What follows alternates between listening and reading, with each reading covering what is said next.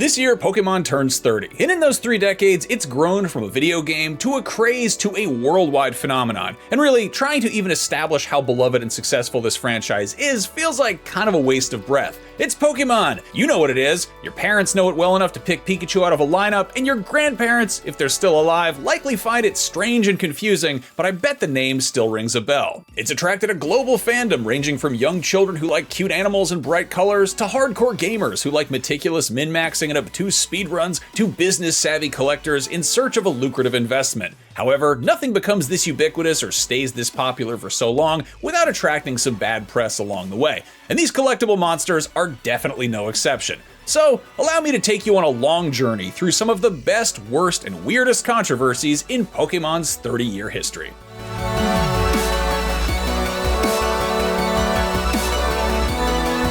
Now, before we get into it, just real quick, controversy is a broad term that generally refers to widespread discussion rooted in a difference of opinion, and while we'll cover plenty of times that Pokemon was the subject of some kind of public outrage, this is also a crash course in some of the more bizarre and sordid moments in the franchise's history, plus a few times when the Pokemon brand was just sort of in the wrong place at the wrong time and became an unwitting accomplice to some pretty unusual headlines. Almost every Japanese child knows Pocket Monsters and its star, Pakucho. Given the electric nature of its mascot, it's fitting that Pokemon would be something of a lightning rod, and it was making headlines worldwide well before the craze had even left Japan. On December 16, 1997, almost a year before Pokemon Red and Blue would be released stateside, the infamous 38th episode of the Pokemon anime series aired on Japanese television. Titled Denno Senshi Porygon, the episode is bizarre even by Pokemon standards. Ash and company are transported into the surreal virtual reality of cyberspace. Ironically, this is basically the premise of Digimon. In any case, in an effort to give Poke Cyberspace a different look from conventional Poke reality, the animators rendered explosions by rapidly flashing blue and red on screen for short bursts using an animation technique called Paka Paka. Pika Pika. No, Paka Paka. Close enough. By the end of the episode, Ash and Pikachu walked away unharmed, but the same couldn't be said for the audience. 2月16日放送のポケットモンスターを見て気分が悪くなったり、それからね倒れたりした、方たちがいたことはもう皆さん知ってますよね。アニメ番組ポケモンの放送で700人を超える子どもたちが倒れた問題で、テレビ東京は今日このポケモン問題は長期化することになりそうです。 The strobing effect triggered widespread reports of headaches, dizziness, blurred vision, and nausea, with some individuals suffering even worse effects like seizures and unconsciousness. 685 people had reactions so bad they were rushed to a hospital by ambulance, with 2 of them remaining hospitalized for 2 weeks. Unsurprisingly, this attracted the attention of the media. This in turn caused Nintendo stock prices to take a dip. Former company president Hiroshi Yamauchi held a press conference to explain that the video game had nothing to do with the seizures, pointing out that the Game Boy was black and white and not backlit, and therefore incapable of showing red or blue, let alone flash them brightly. Nevertheless, this almost comically bad press didn't stop the collectible creatures from making their way stateside, though they'd have to undergo a slight rebranding first. Officially titled Pocket Monsters in Japan, that term was a bit too close to Monster in My Pocket, a lesser-known Western toy line of collectible creatures that also had a video game and cartoon based on it. So instead, the shorthand portmanteau Pokemon rapidly became a household name, teaching a whole generation of kids how to pronounce an E with that little thing on top of it. Pokemon for Game Boy is here. With both packs, you can catch them all. Pokemon Red and Blue arrived for the Nintendo Game Boy in the US in September 1998, cresting a wave of growing interest in Japanese pop culture. Final Fantasy VII had brought turn-based JRPGs into the spotlight a year earlier, and Cartoon Network had just begun introducing a whole generation of viewers to anime, with Dragon Ball Z premiering on its Toonami block the same fall that Pokemon hit store shelves. While Final Fantasy and Dragon Ball were, and still are, popular, Pokemon's success would leave them in the dust. The original Pokemon video games didn't cause too much of a fuss. Sure, they got banned in a few schools, and their popularity probably burned through a small mountain of AA and AAA batteries, but compared to some other arms of the Pokemon franchise, they were harmless. But that didn't stop kids from spreading some weird rumors about Pokemon Red and Blue, a few of which actually turned out to be true. More of a canonical in-universe legend than an urban one, the existence of the 151st Pokemon Mew was the subject of much schoolyard debate. While it was possible to legitimately acquire this elusive psychic type in the wild at an in-person Nintendo event, complete with certificate of authenticity, most young Pokemon trainers jumped through hoops exploiting in-game glitches or flat-out cheating using a Game Shark, the latter of which ran the risk of corrupting a player's save file and nuking the rest of their 150 Pokemon. No! Pokemon Red and Blue also gave us one of the most beloved video game glitches, MissingNo. By no means something the developers intended fans to go searching for, this garbled blob of pixels behaved sort of like a Pokemon, but players quickly discovered it could be used to duplicate items, making it quite a desirable computer error to encounter. With Mew and MissingNo hiding in the code of the first generation of Pokemon games, you can't blame young players for thinking there might be other secret Pokemon waiting to be discovered, like Mewtwo's follow-up, Mew 3, or Pikachu's rumored third evolution, Pika Blue. That one turned out to be a legitimate Pokemon, but not one that was present in the first games. After making a cameo in the first movie, Marill arrived in the second generation of Pokemon introduced in Gold and Silver. Personally, I think they should have just called it Pika Blue. Look at it! Looks like a blue Pikachu. Spreading rumors about Pokemon Red and Blue would prove to have almost as much lasting appeal as actually playing the games themselves. In the early 2010s, a morbid urban legend began to circulate on message boards. It claimed the background music for the haunted area of Lavender Town had been linked to a surge of suicides and illnesses of children between the ages of 7 and 12 following the game's original release in Japan. In reality, this was easily disproven creepypasta made up to scare people, but it's especially effective because it's got one foot in reality. Not long after Pokemon was under scrutiny for causing widespread seizures among Japanese schoolchildren, it would prove to be deadly for one kid stateside. Pokemon the movie joins Pokemon the video game and Pokemon the trading card as must-sees and must-haves. In December 1999, Pokemania was in full swing. The video games had sold millions, merchandise was everywhere, and a whole cottage industry had sprung up around the trading card game. The Pokemon cartoon dominated after-school airwaves and even attracted the attention of adult animated programs. Pokemon is super you love toy #1. The Simpsons took a swipe at the seizure situation, and South Park dedicated a whole episode to skewering the sensation as a whole. This doesn't make sense. Are those stupid things supposed to be animals or robots or what? I don't know, but I suddenly kind of want to own them all. Leading up to Pokemon's expansion into cinemas with Pokemon the first movie, Burger King announced a promotion offering 57 collectible toys as premiums with its kids' meals. Pokemon's popularity translated to a level of demand that wholly outweighed Burger King's toy supply, and shortages were so widespread that the company's president took out a 2-page newspaper ad apologizing for the situation, not something anyone had ever had to do before. Unfortunately, this wouldn't be the worst thing about this promotion that Burger King had scoped poorly. The toys came in Pokeball-shaped containers, large enough that apparently no one deemed them a choking hazard, and they'd been approved by the United States Consumer Product Safety Commission. What they didn't catch was that the red half of the ball was the exact right shape to form an airtight seal when placed over a small child's nose and mouth. Tragically, one California family learned this too late after their 13-month-old suffocated and died. It was only after the same thing very nearly happened again to another toddler in Kansas a week later that Burger King issued a recall, buying up TV airtime to inform parents to destroy or hand over the Pokeball toys in exchange for a small order of fries. Really, it's hard to think of anything more shocking or controversial than a kid dying, so the rest of Pokemon's bad press pales in comparison, but it does speak to how resilient and beloved this property is that hundreds of hospitalizations and a fatality didn't break its stride. Then again, there might have been a lot more outraged parents if not for the hard work of those localizing Pokemon media to ensure it was kid-friendly for Western audiences.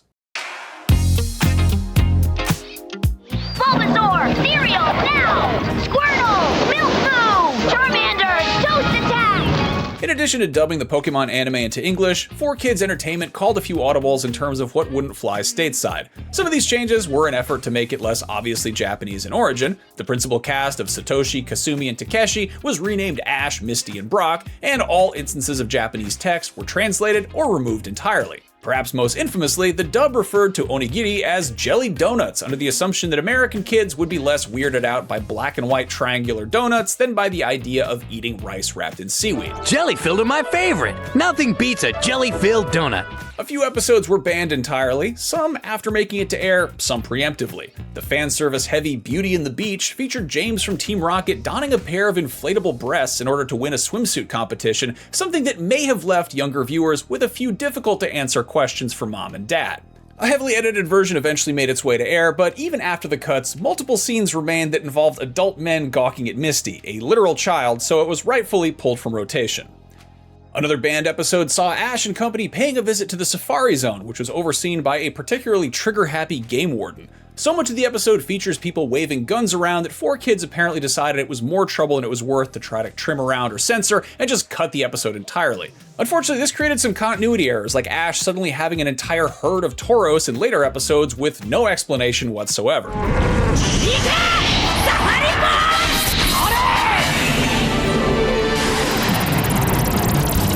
Sex and violence are obviously touchy subjects in a kid's cartoon, but one particular pocket monster was deemed too out of pocket for TV solely based on its appearance. I'm talking about Jynx. Since its first appearance in the West, the psychic ice type has attracted criticism for evoking both racist and sexist stereotypes. There's a clear resemblance to someone in blackface or bigoted caricatures like Little Black Sambo, and there are also exaggerated feminine features. There's some speculation that Jynx's original inspiration was late 80s Gyaru fashion crossed with an opera singer or possibly a mountain witch from Japanese folklore, but regardless, following the initial backlash, the 4 episodes of the Pokemon show where it appeared were kept off the air entirely. Jynx's complexion was given a palette swap across all forms of media, with the black recolored a slightly less overtly problematic shade of purple. You would think the debacle would make the Pokemon Company cautious about imagery that could be construed as blackface, but Ash Ketchum apparently didn't get the memo. A 2018 episode of Pokemon the series, Sun and Moon, featured a storyline in which the perpetual 10-year-old trainer dons brown face paint in order to better blend in with the Passimian population. Unsurprisingly, this episode didn't air stateside at all. Equally questionable subject matter popped up in other forms of Pokemon media, though it was generally less publicized than the anime. Before Viz Media released some of the first Pokemon manga stateside, it had to be cleaned up quite a bit. In addition to much more violent Pokemon battles than were ever shown on screen, the female characters in this early manga were noticeably fuller figured, and often in fairly risque outfits. This might have had something to do with the fact that the artist, Toshiro Ono, was also a prolific hentai artist, publishing X-rated comics under the pseudonym Kamirin Jaku Sanpai, best known for stuff I am not about to look up on my work computer. At the same time Pokemon were running rampant across all manner of screens and the printed page, a whole cottage industry had spun up around their cardstock counterparts that made up the trading card game. Wow, you got game. Yeah, it sure helps having a fire breather on your side. The official Pokemon trading card game. It's hand-to-hand combat. By its very nature, a collectible trading card game aimed at children was bound to be subject to adult scrutiny. After all, trading cards are the original loot boxes. Though there's a fun element of surprise to buying a pack not knowing what's inside, that unpredictability and the rarity of some cards creates a market for opportunistic resellers to take advantage of. Obviously, the point of trading cards is to trade them, but among Pokemon's target demographic, the reasoning skills and emotional maturity needed to barter equitably is probably about as rare as a shadowless holographic Charizard. For most, the Pokemon trading card game is a harmless good time, but its close proximity to gambling resulted in it being banned in quite a few places, including countless middle schools and also Saudi Arabia. On top of that, within the Pokemon trading card game itself, some cards are less acceptable than others for a variety of reasons. As of this year, over 18,000 individual cards have been released stateside, and in order to keep the game balanced, some of these have been banned from officially sanctioned or competitive play. However, a handful of Japanese card designs feature some imagery that had to undergo some pretty drastic changes before even leaving the country. Aside from Jynx, whose blackface had to be palette swapped purple, there was also the Grimer card, whose line of sight made him a different kind of slimeball. The card for Misty's Tears originally featured her seemingly nude doing something with her Starmie, which would have been a weird card with any character, but was especially weird with an underage girl. The trading card game was already under fire for bearing a resemblance to gambling, so the trainer cards that featured slot machines were turned into generic arcade games instead. Then of course there's Koga's ninja trick, which originally included a swastika, or rather the manji, a common symbol in many Asian religions for millennia that obviously had to be swapped out due to its resemblance to the Nazi thing. Religious imagery pops up periodically in Pokemon, which is unsurprising when you consider how many of these monsters are based on Japanese yokai. The spirits and monsters present in Japanese folklore are often tied to Shintoism, which some more conservative groups classified as pagan demons, which I guess is technically accurate. However, it's even weirder when Pokemon veers into Christian territory. One Japanese Pokemon card features Gengar in a graveyard filled with cruciform headstones, which was made a bit more secular for its Western release. However, this, coupled with a scene in the cartoon where Misty brandishes a cross to ward off a Ghastly, raises some interesting theological questions. Alright, bear with me. The existence of crosses in the Pokemon universe suggests the existence of Christianity, and subsequently of Jesus Christ himself. So if that's the case, which Pokemon were present for the nativity? Mudbray? Mareep? Wooloo? The Bible doesn't explicitly name what livestock was present for the birth of Christ in our universe, but over 120 species are named at other points in the scripture, which would theoretically have corresponding Pokemon versions. Do they have Jonah and the Whale Lord? Daniel in the Pyroar's Den? If you think about it, before building the Ark, Noah was essentially told, gotta catch 'em all, twice. This might seem like a vaguely sacrilegious tangent, or maybe even overtly, but I promise I'm going somewhere. When the Pokemon craze began, there was a mild satanic panic over it. After all, it is technically about befriending monsters, some of whom are rooted in pagan folklore, and it is categorically pro-evolution, with the exception of that one episode where that kid is being pressured to evolve as Eevee and he doesn't want to, he doesn't believe in evolution or whatever. I don't care about battles. Don't care! They're scary. Pika. In any case, by the year 2000, there had been enough uproar from Christian parent groups that the Vatican issued a formal statement on the matter, with Pope John Paul II giving it his blessing, saying it was full of inventive imagination and based on ties of intense friendship. And in case that wasn't enough, in 2025, a Danish fan named Tree Wen traveled to the Vatican to give the Holy Father a card as a gift and have him bless and sign another one as well. The card in question? Pope Leo. The Pope in question? Pope Leo as well, who allegedly got a pretty good chuckle out of it. Honestly, seems like it gives a good sense of humor. But seriously, just think about that. How many other media franchises have been acknowledged by the Vatican on multiple occasions? If there are other examples, I would love to hear them. I just think it's kind of weird that the Vatican has chimed in on Pokemon so much.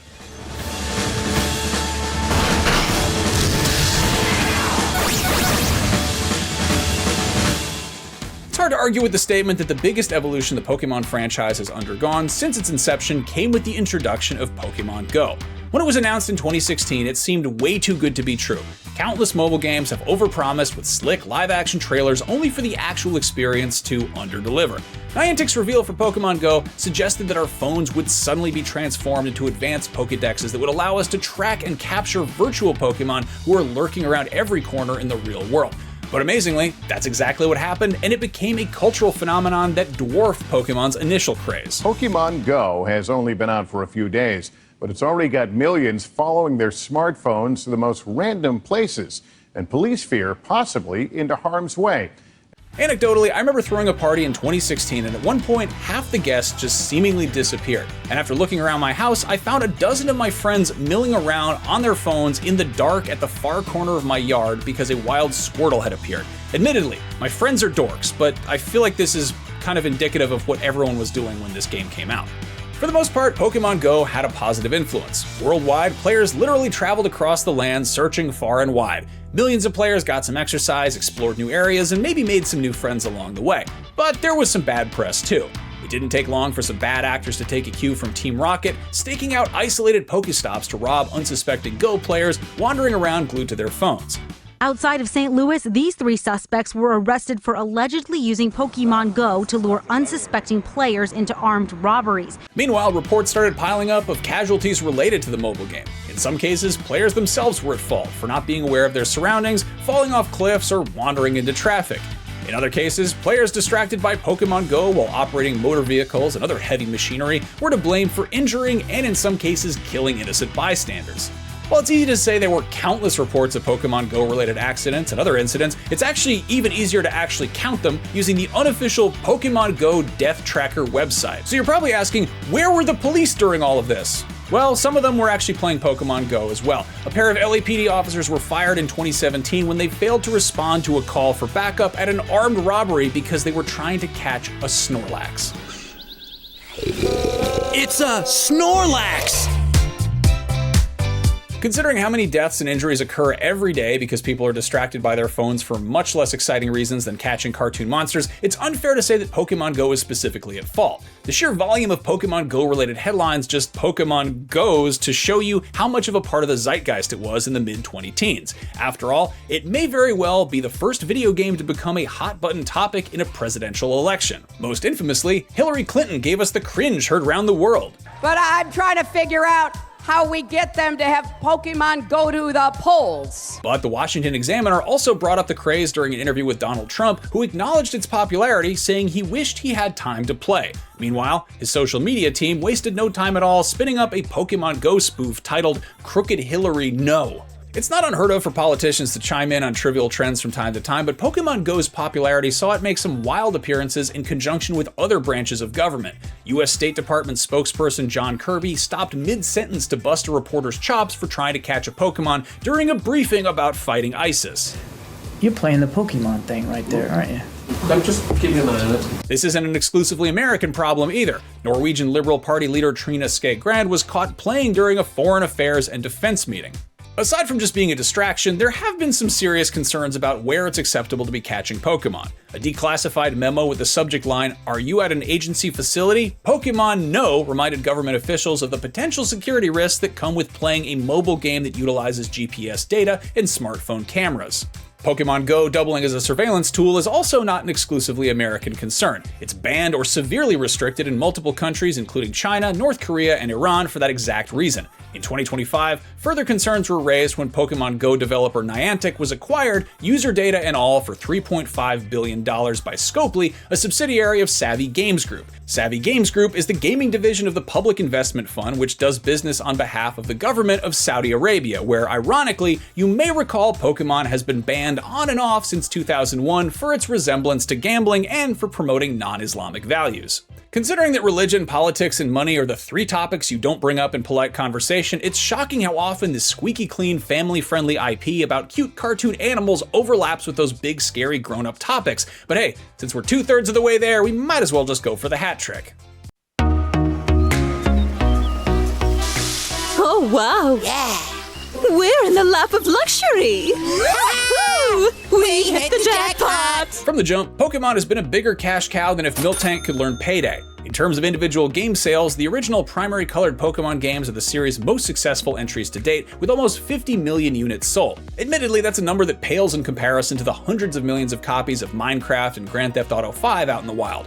In terms of cumulative sales, the Pokemon video game series as a whole fares a bit better, but still trails behind Mario and Call of Duty and Tetris.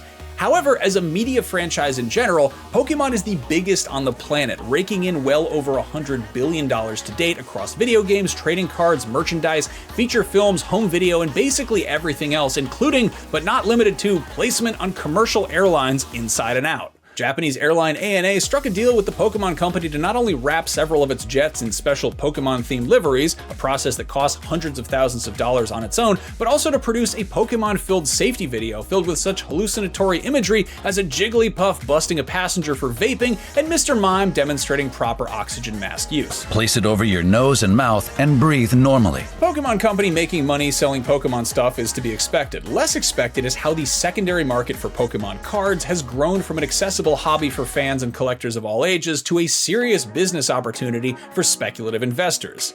Any successful kid-friendly media franchise that's around long enough will have an organic generational ebb and flow to its popularity, which is echoed by the supply of collectibles and demand from collectors. Oftentimes, a generation enjoys something as kids before outgrowing it, but after enough years go by, they get nostalgic for simpler times and then they circle back, usually with some disposable income to throw around. We've seen this happen with baseball cards, superhero comics, and action figures, but the perceived value of Pokemon cards is complicated further. That's because, in addition to some being rare by design, other cards can become more sought after because of their uses in competitive play.